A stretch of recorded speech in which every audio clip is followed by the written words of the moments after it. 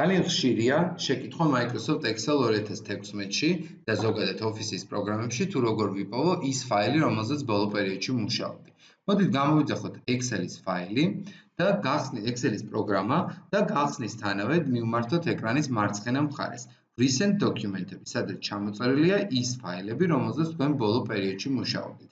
ხოლო თუ გახსნით პროგრამას ასეთ რეჟიმში, შეგიძლიათ გადახვიდეთ File menu-ში, აირჩიოთ ბრძანება Open და სწორედ ამ ნაწილში დაინახავთ ყველა იმ ფაილს, რომელზეც ბოლო პერიოდში იმუშავეთ.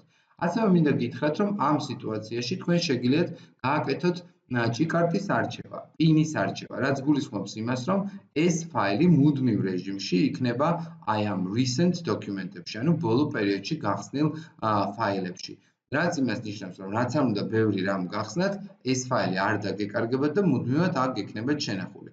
პინის მოსახსნელად შეგიძლიათ ისევ დააკლიკოთ თვითონ ანუ ჭიკარტს და მოეხსნება. რაც შეეხება ბოლო პერიოდში ნამუშევარი ფაილების სიის გასუფთავებას, დააჭირეთ მარჯვენა ღილაკს და მიეცით ბრძანება Clear Unpinned Workbook-ი.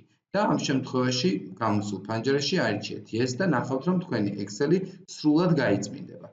ანუ თუ გახსნით ახალ Excel-ის პროგრამას, მარცხენა მხარეს მენიუში Recent დოკუმენტებში არც ერთი ფაილი აღარ დაგვხვდება. მადლობა ყურადღებისთვის.